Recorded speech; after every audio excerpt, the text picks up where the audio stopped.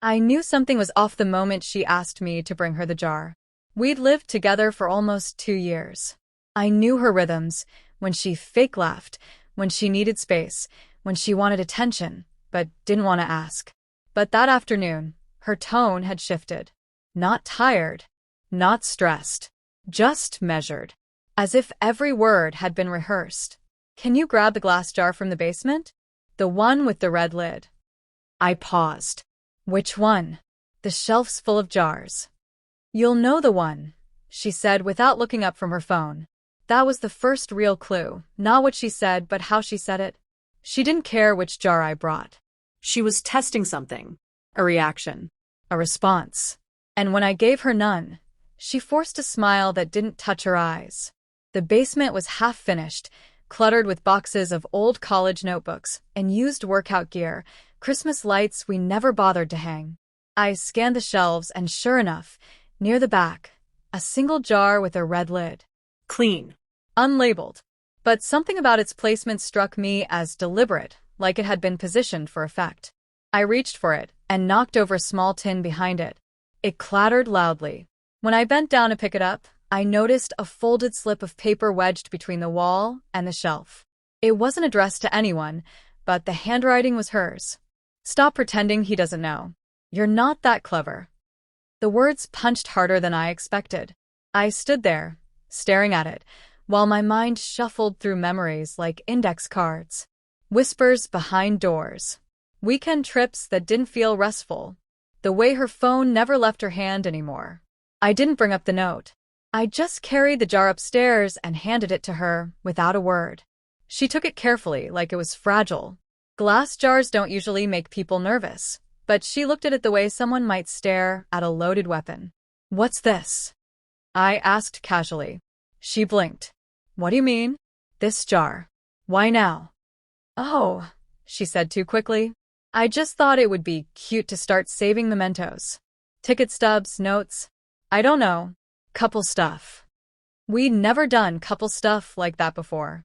She smiled again, all teeth, no warmth, and placed the jar carefully on the kitchen counter. I watched her fingers linger on the glass for a second too long. That night, I couldn't sleep. Not because of the note. Not because of the lie. But because for the first time since I met her, I realized I didn't recognize the person lying next to me. And the worst part? I had a feeling that jar wasn't empty. By morning, I had convinced myself I was overreacting. People get suspicious when they're tired. I told myself the note could have been old, maybe a leftover from a past argument she had with someone else. Maybe I was the one being paranoid. But that kind of self-reassurance doesn't last long when your gut keeps screaming. The jar stayed on the counter for 2 days. She didn't mention it again, didn't add anything to it. Just left it there like a prop. I started noticing her behavior even more now. She was affectionate, but distracted. Present, but never fully. On the third night, curiosity overtook hesitation. While she showered, I opened the jar.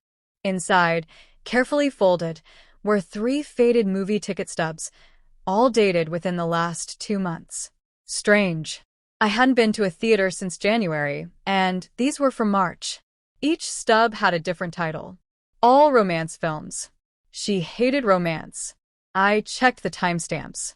Every single showtime clashed with times she'd told me she was at work late or grabbing drinks with friends. The realization didn't hit like a wave. It came slowly, creeping in like water under a closed door. I sat at the table, jar in one hand, stubs in the other, heart pounding in that slow, painful rhythm of betrayal taking shape. Then I thought about her phone. She always kept it face down. Lately, she'd even started taking it into the bathroom.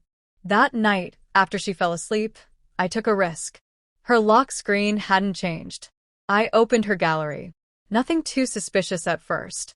Selfies, our dog, dinner from a few nights ago. Then I noticed an album labeled Miscellaneous.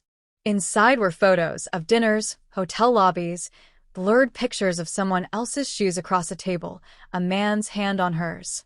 Never faces. Always cropped. Like she was documenting moments she didn't want me to recognize. One of the photos stopped me cold. Her holding the jar. The same jar. Only this time, it was on a different table. One I didn't own. I backed out of the album and searched her deleted files. More photos. More of them.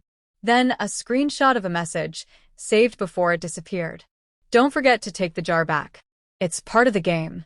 Game? Something in me snapped, but not in the way I expected. I didn't scream. Didn't wake her up. I just sat there, staring at the words, the photos, the lies, like I was finally seeing the shape of the thing I'd been living with. That's when my phone buzzed. Unknown number. You're getting closer. When you're ready for the full truth, check the back of the jar.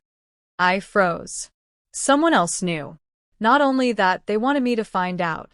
I stared at the message for a long time. Check the back of the jar. It sat on the counter like an artifact. Ordinary, silent, now impossibly heavy. I waited until she left for work the next morning before I touched it again. I turned it over in my hands. It looked no different. Glass.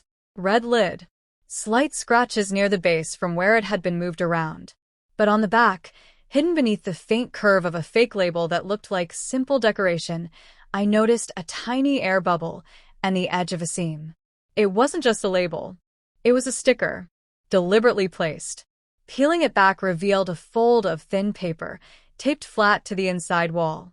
My heart was beating so hard it hurt. I unscrewed the lid and slid the paper out with tweezers. Folded inside, it was a tiny memory card. 32 gigabytes. I didn't hesitate. I grabbed the adapter and plugged it into my laptop. There were files, video clips, mostly short, some grainy, some clearly recorded in secret. My hands trembled as I clicked on the first one. It was her. On a couch I didn't recognize, laughing, the kind of laugh I hadn't heard from her in months. A man sat beside her, face turned away, his voice low but familiar. Clip after clip, them at restaurants, in his car, at a cabin I had once suggested for us to visit, but she'd said was too remote. I watched her lie. I watched her smile. I watched her become someone I didn't know. And in the fifth video, my stomach dropped. The man? It was someone I knew. Not just a coworker. A friend. Someone who'd stood beside me at parties, called me bro, borrowed tools from my garage, and never returned them. The betrayal hit harder not because of the act, but the orchestration. This wasn't spontaneous cheating. This was something else. Something planned. And then the final file. A recording of her voice, whispering, almost giddy. Don't worry, he never checks anything. He's too trusting. That jar? He'll never even open it. I'll just say it's sentimental, or something. It's part of the fun. I closed the laptop. No tears. No yelling. Just stillness. I sat at the table, hands clenched into fists so tight my nails cut into my skin. All the signs I'd ignored came rushing back, and now, each one was a red flag waving over a grave. But I wasn't going to bury this. I pulled out my phone and texted the unknown number. Me. I saw everything. Who are you? Seconds later, they replied. Unknown number. Someone who hates liars as much as you do. Ready to finish this? I stared at the screen. Then I typed back. Let's end it right. I didn't reply right away. I needed a plan. This wasn't about rage anymore. This was about clarity, about standing in the wreckage, brushing off the ash, and making sure the ones who lit the fire stood in it with me. The unknown number, my silent accomplice, turned out to be her ex. The one she'd lied about still being in touch with. Turns out he'd seen the same patterns, the same sweet manipulations. When she moved on to me, he decided to quietly watch from a distance. Not out of jealousy, out of curiosity, and maybe vengeance. He sent me more messages, dates, maps of her meetups. Every breadcrumb led to the same conclusion. She wasn't just cheating. She enjoyed getting away with it. Like it was a performance, and I was her greatest audience. So, I decided to give her a finale. I invited a few friends over that weekend. Said I wanted to host a small dinner. She didn't suspect a thing. She even helped cook. Smiled. Wore the dress I'd once told her made her look like sunlight. Our mutual friends arrived. 2 of her cousins came. And one more guest, the last-minute addition. Her ex. When he walked through the door, her face drained of color. I watched her eyes dart from him to me, then back again, like someone looking for the exit in a burning building. "Didn't think you two ever met," she said too quickly. I just smiled. "Not officially. But he's been very helpful lately." I placed the jar in the center of the table. Everyone stared at it. Then I opened my laptop. I didn't yell. I didn't dramatize. I just pressed play. The videos spoke louder than I ever could. The laughter. The hands. The whisper about how trusting I was. The timestamps, the ticket stubs, every lie unraveling like thread in front of the very people she wanted to impress. She tried to explain. Deny. Cry. But no one reached for her hand. Her best friend stood. Her cousin asked if she needed help packing. Her ex just smirked, folded his arms, and said nothing. Perfect. She stormed out eventually, furious at everyone but herself. And me? I felt calm. 2 days later, I left the jar at her doorstep. Inside it wasn't a note, or evidence, or some dramatic memento. Just one thing. A single red lid, detached from the glass. And taped beneath it a message. "You can keep the container. I've emptied everything I needed." I never heard from her again. But sometimes I catch myself smiling, not because I got revenge, but because I remembered who I am when I'm not being lied to.